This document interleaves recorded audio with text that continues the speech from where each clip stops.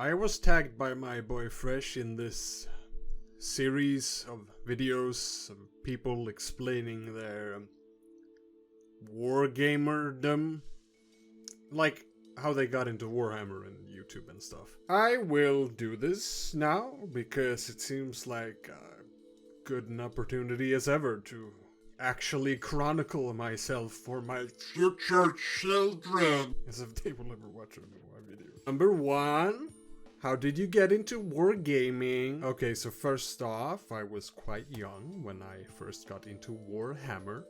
9 years old specifically. If I recall entirely correctly, I had a friend in the neighborhood who had a brother who collected and painted both Warhammer and Middle-earth armies. My friend, who was also 9 at the time, got into it through his brother by starting up a small Tyranid collection and introduced it to me alongside his brother's more sizable collection, and I thought it was disgustingly cool. This was at the tail end of the Beyblade era, and I think towards the beginning of the Yu-Gi-Oh era in 2004. In fact, I think I was introduced to Warhammer first and then got a lot more into Yu-Gi-Oh after that, but for a while Warhammer was the thing that captivated most of my child attention, and it would do so to and fro for years.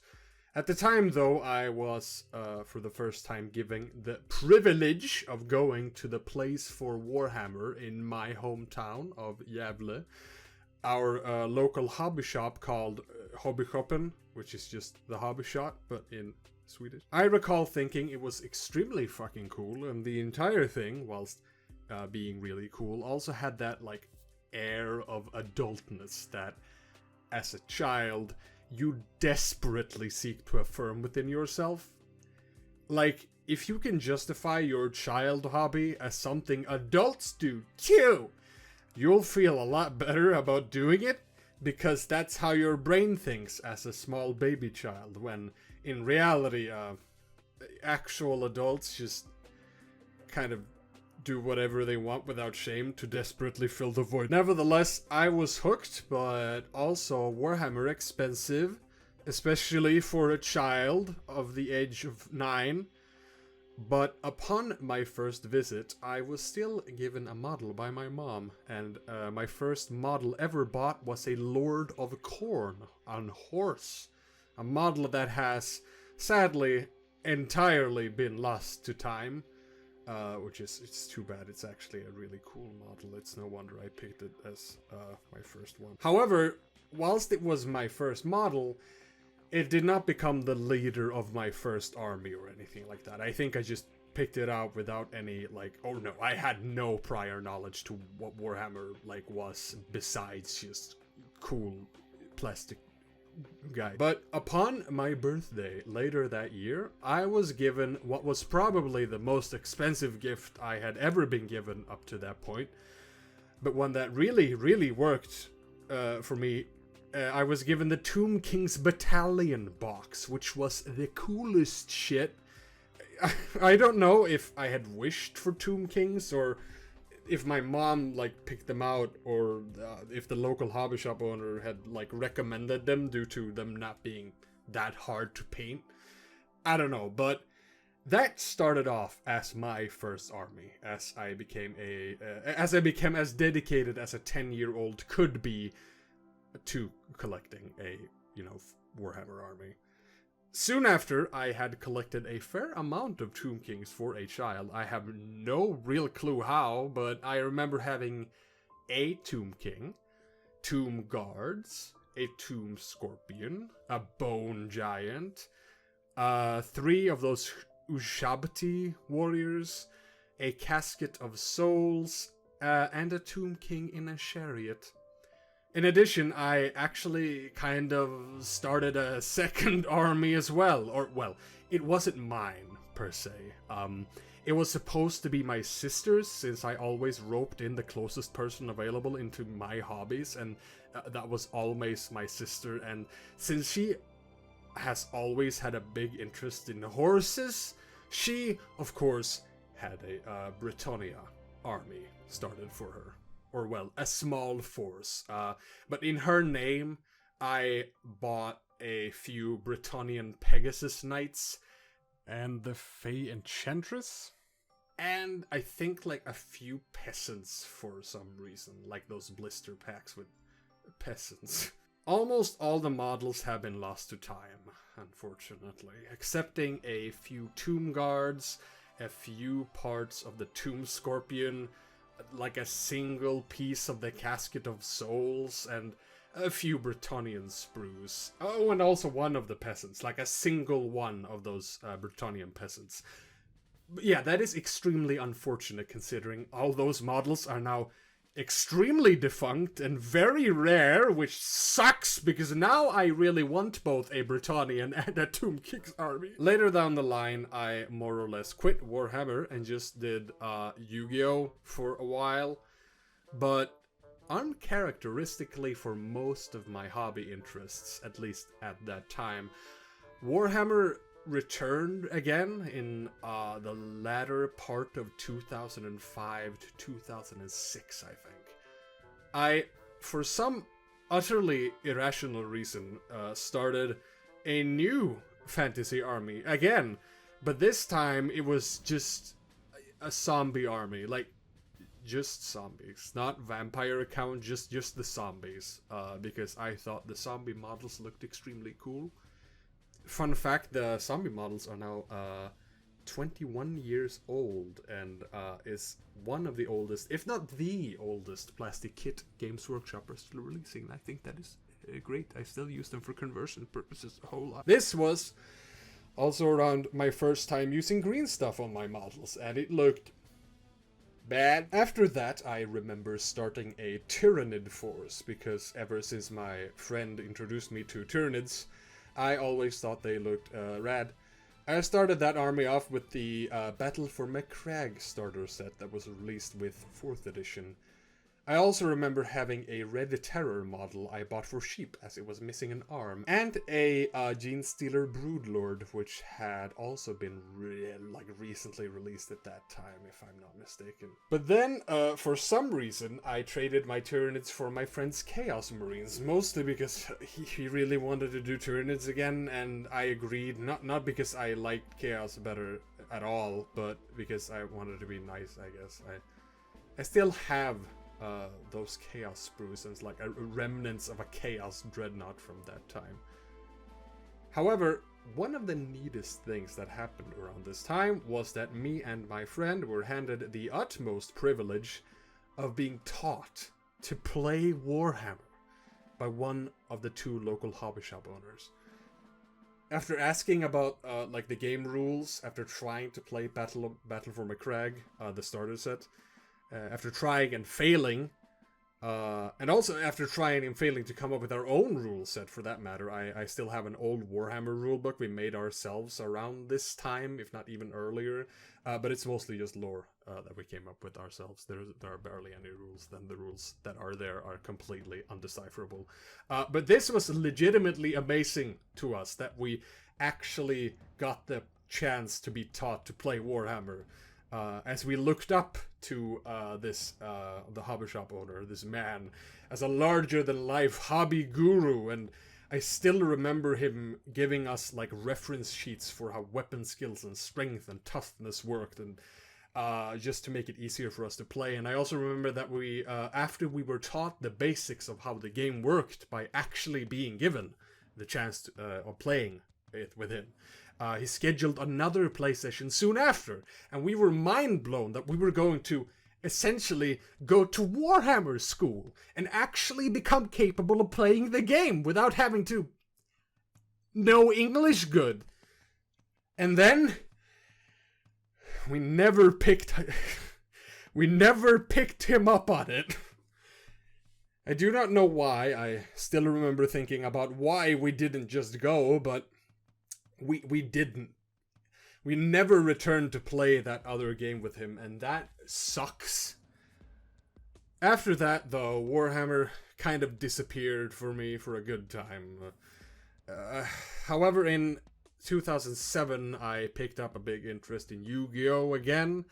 Going back to the same hobby shop specifically to play Yu-Gi-Oh! With all the Yu-Gi-Oh! Boys that were there. But at that time, I also changed schools. And the new school was really, really, really bad. And playing things like Yu-Gi-Oh! Or like... okay, put it like this. If you played anything other than Call of Duty and, ironically, Lord of the Rings Online, not sure why specifically that was okay, but yeah, if you played anything outside of that norm, you were going to be harassed. Yeah, after me and a couple of friends from my last school, played Yu-Gi-Oh! At the hobby shop. When that came to light in this school, a lot of people were really mean about it. It was really just another reason to like target someone, though, and an easy target because they're playing a children's card game. How degenerate and immature, unlike me, the other 13-year-old. Honestly, if it wasn't a children's card game that we were playing, it would have been something else. But due to this, I didn't dare go to the hobby shop out of like sheer teenage anxiety for years. So that kind of stopped any hobbies outside of fucking Call of Duty Modern Warfare 2. Nevertheless, around 2008 to 2009, my uncontrolled urges to do nerd shit could not be contained. It had been a while since I did anything like it, but I still felt like I couldn't get back into Yu-Gi-Oh! Or, God forbid, something like Pokemon or World of Warcraft. Remember, Lord of the Rings Online was the only cool thing. Only cool MMO you could play. One thing I started doing, though, was video editing with a program called Sony Vegas. I mostly made truly horrifyingly cringeworthy, yet also pretty endearing at this time of my life, videos where me and a few friends tried to make like a video series in the style of a first-person video game. That also came to light in the school, and that too crashed and burned after our fellow school children tried to upload the videos on like some proto-cringe site. But it was still my first project edited in Vegas, so I did learn something from it, and this will come back later. But during that time is when I suddenly realized Warhammer is a thing that I still liked. Warhammer never really got banned by the teenage brainosphere because that air of adultness that I mentioned before, I guess, still kind of remained for some people. I think it kind of had to do with the fact that it was so closely related to Lord of the Rings through the Middle-earth tabletop game. And Lord of the Rings Online was still, for whatever fucking reason, totally okay to play without being deemed a fucking loser. But like, yeah, whatever. Okay, I got back into Warhammer. This time, primarily through a little channel you might know as a mini wargaming. They were the true pioneers of Warhammer content back in 2008, and I got straight back into making a Tyranid army through Matt's Tyranid Tactica series. From that year onwards, my Warhammer interest has pretty much been like a constant staple of my life, with a peak in 2009 when I actually found a small association of giant nerds who played Warhammer and Yu-Gi-Oh! And whatever else they felt like without restraints. And that was also when I first dared go back into the hobby shop for the first time to get my Hive Tyrant displayed.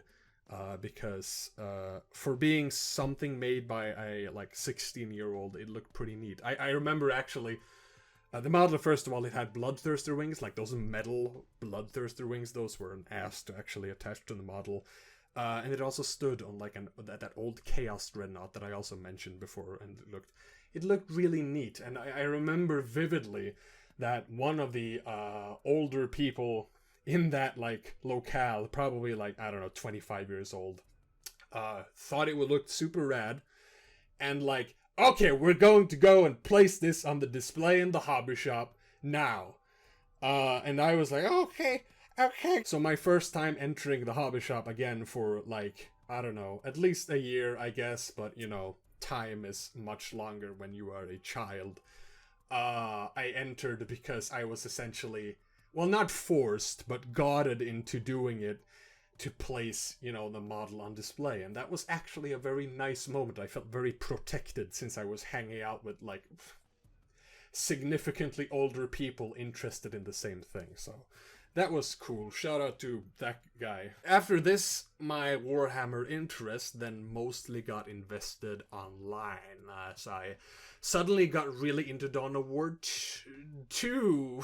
Yes, I first played Dawn of War 2 as it was released in 2009, and the trailer for it was the intro cinematic, and it was the coolest shit, and it had Tyranids, so I was immediately hooked, and Dawn of War 2 and its expansions remain to me the best Warhammer 40,000 games ever. They're without a doubt the ones I have played the most, and due to not being bound by any preconceived notions of what a Dawn of War game should be, I personally thought they were far better than the Dawn of War 1 games, and I still do. After playing a whole lot of Dawn of War 2, I of course proceeded to get introduced to the meme culture surrounding Dawn of War. Particularly the one and the only Indrik Boreal. One who I have come to embrace as the best meme in Warhammer 40,000 history. Indrik Boreal is the perfect 40k meme, and nothing will ever top him. Essay coming soon. And he was then, of course, followed up brilliantly in 2011 with his fellow S-tier meme boy Apollo Diomedes, revealed as the new protagonist in the Retribution expansion, following his more antagonistic role in Chaos Rising, essentially becoming, well, Boreal 2.0, but with his own unique flair. These two powerhouses of 40k comedy then proceeded to bring me to the edge of irrationality as I, on the 19th of April 2011, used my previously established Sony Vegas editing powers that I had honed, from 2009, I guess, to create my first Warhammer 40,000 video on YouTube. Which finally actually leads to the next question in this video. Oh boy. How did you get into YouTube?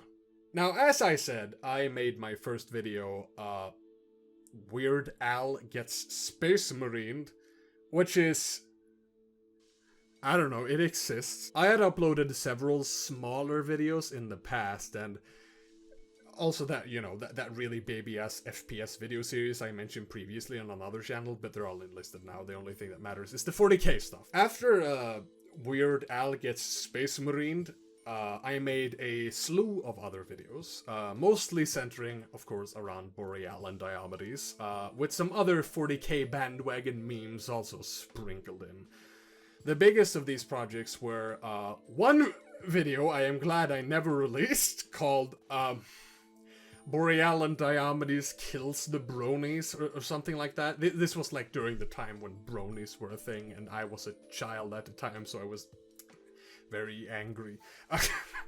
I worked hard on that video, but it was just extremely fucking venomous and reeked of insecure teenager.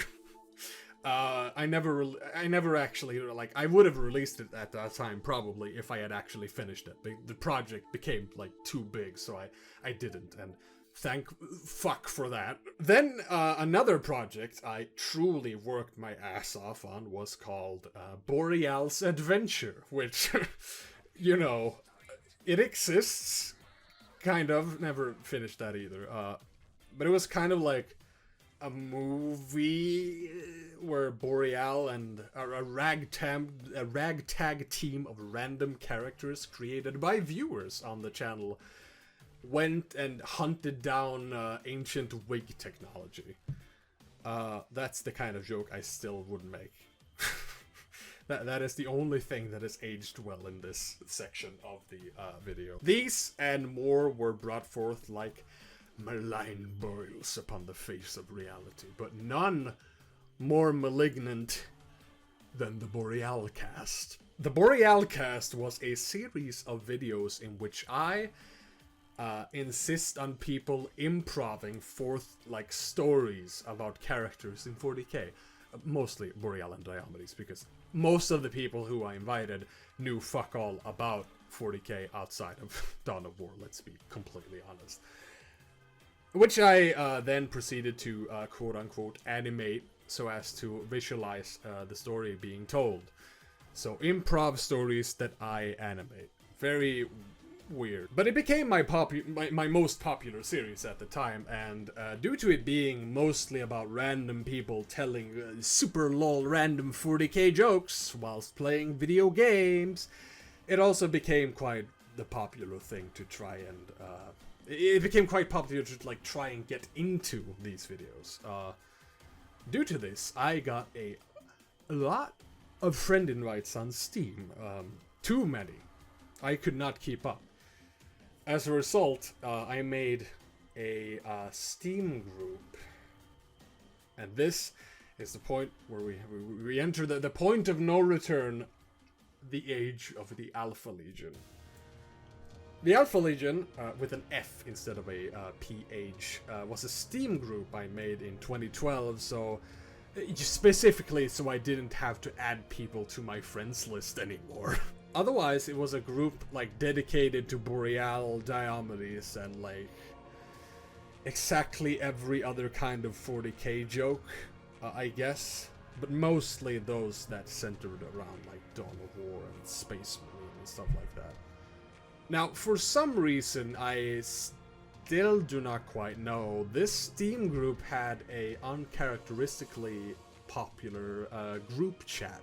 You know, Steam groups usually have like a chat function, but no one ever uses it, except this time. And I, facing my first true instance of recognition as a creator, joined in and started repeating Boreal and Diomedes jokes ad nauseum alongside my new companions. After meeting more people than ever with a shared interest in something at this point in time, through this like chat function on the Steam group, mostly bad 40k memes though, the resulting chaos turned into, well, kind of like a small community, I guess.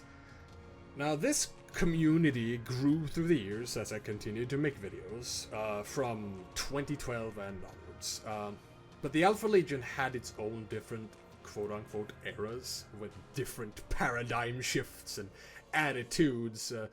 I can't go through it all because it's kind of a lot, but towards the beginning, it was all about just screaming memes over and over because that was extremely funny to us at the time. Then we suddenly reached like the lore stage, wherein the more well-established Alpha Legion people who had been around for like a time started to create quote-unquote lore surrounding the Alpha Legion, mostly surrounding like memes and in-jokes and stuff like that. People also started creating characters, like Alpha Legion Space Marines and stuff like that. And I got my first piece of art specifically dedicated to my own Marine Sona or whatever. Then me and a few friends started working on an Alpha Legion game in RPG Maker VX Ace called Tales of the Alpha Legion: The Screaming Night. A project dedicated to all that ridiculous fucking lore we had created, and we really truly worked hard on it.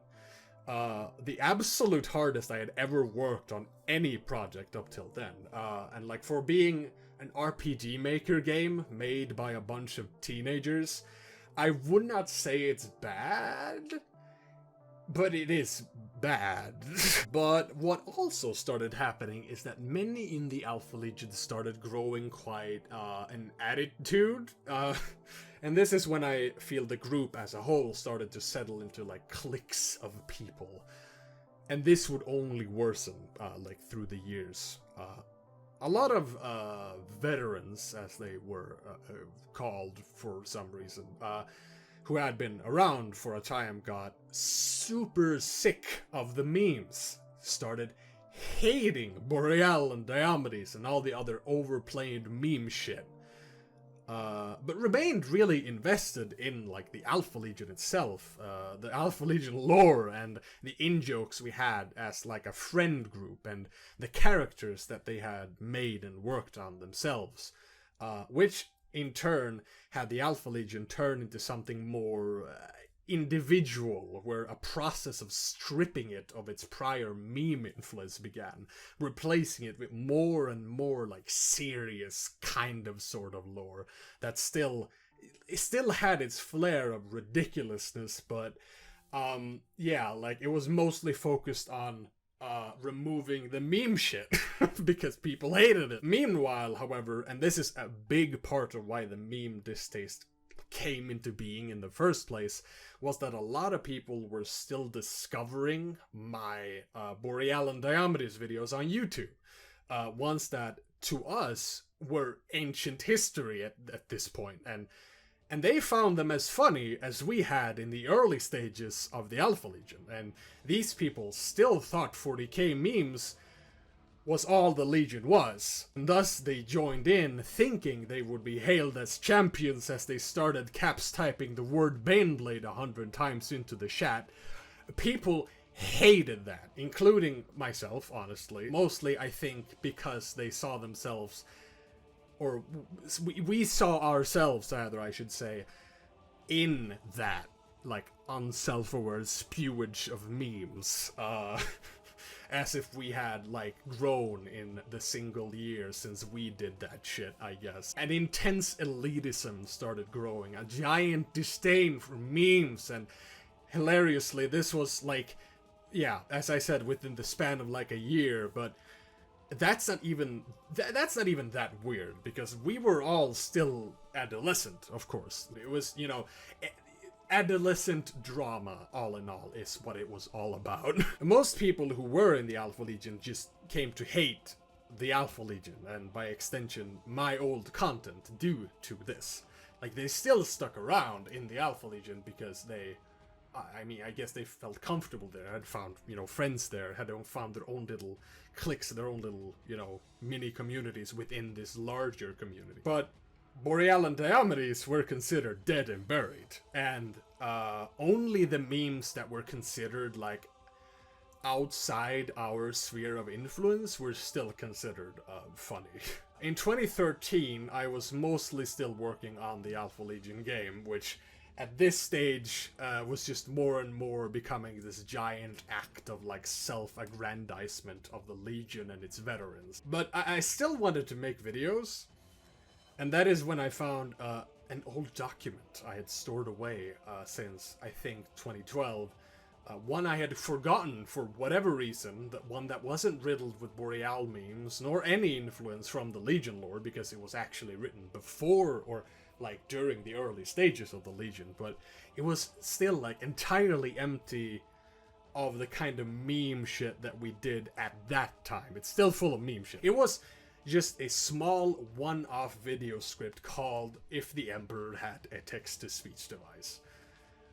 Nowadays, I think that video is fucking horrible, and I would take a Boreal and Diomedes video over that one any day, but at the time, I thought that script was funny, funny enough to make a video out of, despite, well, you know, this is reeking of edgy teenager and bandwagon meme shit that I barely even understood because I was still only barely actually read up on the 40k lore at this point in time, and most of my lore knowledge came from my friends or mini wargaming or 1D4chan. But the first episode of TTS was made, and it was not actually an episode of anything at the start. It was just a one-off video. But it was so well received, and it had so many people asking to make it into an actual series that I just went and did that. I made episode 2, which is, honestly, it's significantly better, but still bad. But after that, I was just utterly invested in making this like a thing and involving it. This was a real thing I was doing now, and it was a lot of fun. So I continued pumping out episodes and putting more and more effort into them with each episode and forming a story in my head as to what really would happen if the Emperor had a text-to-speech device. And oh shit, the Alpha Legion still exists. Whilst I got more and more invested in making this series, that became increasingly more popular and more, demanding of my attention, I was facing more and more issues within the Legion itself, as it became more and more toxic. More people joined the Legion, a lot of them now from having watched TTS, and the elitism grew to critical levels as more and more interlegionary drama was occurring every week. It was extremely tiring, and I soon started realizing that running a community wasn't really something I was interested in. I just started the whole thing so as to not have to fill my Steam friends list full. I never really intended to make this like a big thing with its own forum and team speaking, cliques and drama, and 2015 I just straight up left it. And so did a lot of the friends I had made in the Legion years, especially those that I had went and attached to the TTS project. A lot of the people in the TTS project started off as being in the Alpha Legion and me becoming friends with them there. And then I just kind of dragged them out of there so they could help me with this shit instead. After we left, the Alpha Legion eventually collapsed and fell into obscurity. So that's done now. And that's fine. And really, all in all, in the end, the Alpha Legion as a whole was simply a learning experience, I feel. Like, I got a lot of friends out of it. All in all, it was worth it just because of that. Whilst it did fill me with a lot of anxiety at the time, the fact that I could just straight up leave it at all without any real consequence just showed how unserious the whole thing had been in reality. It wasn't really this big, serious community that demanded my fealty and attention. It was just a stray gathering of teenagers and adolescents who happened to like 40k memes.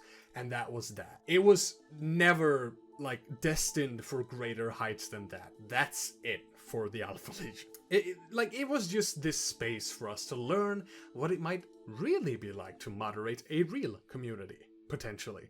And the lesson learned is, no, never, no community, absolutely not. A small Patreon Discord, that's enough, that will suffice. An Alpha Legion in 2020 would be a fucking disaster. Nevertheless, from 2015 to 2020, things have been honestly fairly static. I've retained my interest in 40k, mostly through my YouTube channel, and fairly recently in 2018, I've once more gotten into tabletop stuff, having returned very frequently to that same local hobby shop I mentioned earlier. And fun, nice fact, I've actually played a few games with my local hobby shop owner now, the same one who attempted to teach us how to play when we were young, which is great. So I have repented for my mistake as a 10-year-old. Alright, that's okay, there's another question now, right? 3, where would you like your channel to go? Okay, so I'm just gonna talk about my main channel now, the TTS channel, not this one. This one is just my trash for fun channel. Now, to be totally honest, I would not mind at all if the TTS Brother Alfabusa channel just did not grow anymore. I am quite happy with where it is, and I feel it doesn't need any more views than it already is getting. I still want to retain a good view count, of course. I still want likes. I still want to be able to do this for a living, of course, because TTS is still, after all of these years, my passion project, I would say. I still get excited writing the scripts and coming up with new fun ideas in my head. It's still a big deal for me, and I'm not at this point just doing it because it's a paycheck. It's still a thing I do because it's fun, which is, I think, very, very, very, very important. Despite that, I would not mind at all if TTS just had this modest viewer base of loyal watchers interested in whatever ridiculous direction like the series takes next, and us just having fun with it to the side, and it just remaining that forever until I am done. I'm not very interested in fame. I'm not very interested in being in any form of spotlight, really. Hypocrisy that I'm making this video, but I don't know. It's for my children, I told you. I'm not very interested in being scrutinized by an audience. I just want to write my shitty fanfiction and have fun with it. Even when projecting serious moments or topics or themes onto the series and its characters, I never ever want to take the series all that seriously. I want it to be primarily for the purpose of satirizing and flanderizing and making fun of and making fun with the magnificent horribleness of 40k in its entirety. I do not want people to see it as anything more than that, if I can help it, and it is nothing more than a wacky fanfiction to me, and I would like it to remain exactly that in the heads of everyone who watches it. If anything, I would like to be able to make more videos like the fantasy special, actually, as that is my all-time favorite video that I have ever made. It's just a bunch of assholes from 40k all doing something together, and it utterly failing due to the inherent vileness and incompetence of its characters, which is just, yeah, that's Warhammer, and I would love to just make shit like that exclusively forever. Now, last question. Oh my god, this video is very long. Advice to new YouTubers. My totally honest suggestion is do not dig your hole too deep. If you start off, especially if you start off as a teenager, but also like an adolescent, which I think most YouTube gremlins have, you will more than likely develop a lot of talent within the field you dedicate yourself to, and that is very good. However, as you continue to make content after you've grown up and you've developed a knack for making neat videos in your own specific style, you are, well, at least in my personal experience, you are going to have a lot of baggage in the shape of super bad old content. When you start making a series as an adolescent who doesn't know what the fuck he's doing, like me, and then you continue to work on the same project as you grow up, properly like binding yourself to it, like me, you will end up viciously regretting the fact that you started off the project you're working on in your baby years. Because baby you was a baby. To me, the first season of TTS is like a wall of trash one has to get through in order to get to the better stuff. I honestly, I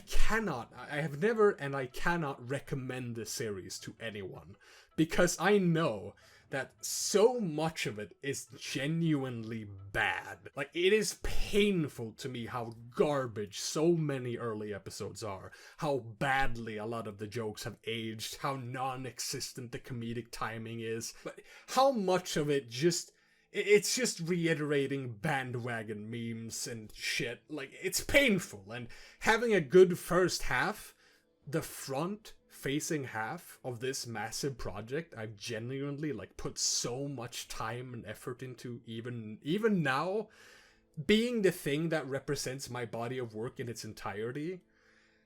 The thing people will watch first and judge the quality of the entire channel through, the fact that that is season 1 of TTS will never stop haunting my brain! Now, this is from the perspective of myself, of course. There is a chance, one I cannot properly comprehend, but still a chance that you, maybe, I don't know, like my earlier content, like season 1, perhaps due to, like, I don't know, maybe you just do. Maybe you're like a lot more accepting of its flaws than I am. And if so, that's great. I have the same kind of deal going on with a lot of different series. Like there are a lot of series who have like very weak like first episodes, but I still enjoy them Because I've watched them so many times, I have this sentimental connection to them now, I guess.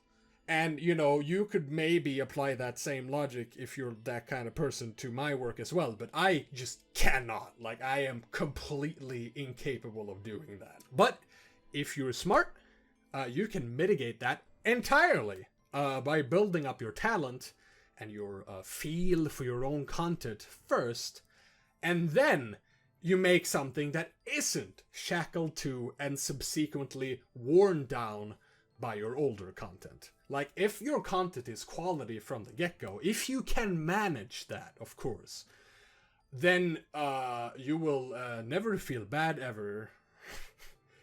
I cannot guarantee that. Next, don't get too addicted to reading comments. It's going to fuck you up sooner or later. Just don't do it. If you're gonna read the comments, just take some time off to do it, like a week after the video's been released that you're, you know, wanting to look at the comments on. Then you can read a few, because if you do it too early and you get like a single negative comment, you're going to hyper focus on it like some kind of fucking raptor, and then you'll proceed to convince yourself for like 24 hours that you committed some sort of internet controversy, and that this will be your final video before the fall. I am dramatizing slightly, but that's kind of, if you're like me, how you will feel inside during this whole process for a time. The brain, it's fickle. Just wait till your emotional bond to this content you worked on hard has loosened before you start, like, taking on the comments. Like, trust me, it's for your health. Lastly, and this might be seen as a bit hypercritical, I guess, but especially with this video, but as a creator, but also just as a normal human person, don't engage the Warhammer fandom as a whole. I actually recommend not doing this with any fandom, like, in general, at all, ever. Thing is, the Warhammer fandom, the Warhammer community, isn't actually a community, really. It's 100,000 different small friend bubbles and individuals who all have their own different interpretation of what Warhammer either is or should be. It's not a community, it's a battlefield. If you make content, you will more than likely naturally attract those who share your feelings or thoughts regarding whatever it is you are making. And thus, it is an easy way to find friendships, which is good and nice. I've become friends with a whole lot of people, like, yeah, the entirety of the TTS cast on my time on YouTube. A few friendships being over 10 years old by now even. Engage with those people and see who of those that you find nice and you find comfortable doing your hobby stuff with. You will find yourself much happier just focusing on your own little bubble than you will going out and trying to reach as many as possible with your stuff. As you will, of course, as a result, bump into people who you will not have a fun time engaging with. There will be those, like, diametrically opposed to every single thing you like or believe about the hobby, and engaging with those people and their qualms about your content, assuming they're also very, you know, aggressive and you don't end up becoming best friends with them anyway, it'll just waste your life and have you become nothing but, like, unmotivated and lethargic. It's poison to your workflow. Don't focus on maximizing viewership. Just focus on maximizing fun and comfort for you, your friends, and your core audience. Alright, that's it. Sorry for the massive self-indulgent ramble this turned into. I don't do stuff like this so often, so I just went at it. Now, I have to tag like 5 other people for this. They're never gonna watch until the end of this thing, so these people are just going to be hidden in the depths of this video, and they'll never find out that they were tagged. Assuming they aren't, you know, tagged by anyone else, which they probably are, but Anyway, I tag Nostalgia, Soren the Bear, Speaker D, and Crow, and Garrett. Show me your Wargammer. Thank you, bye.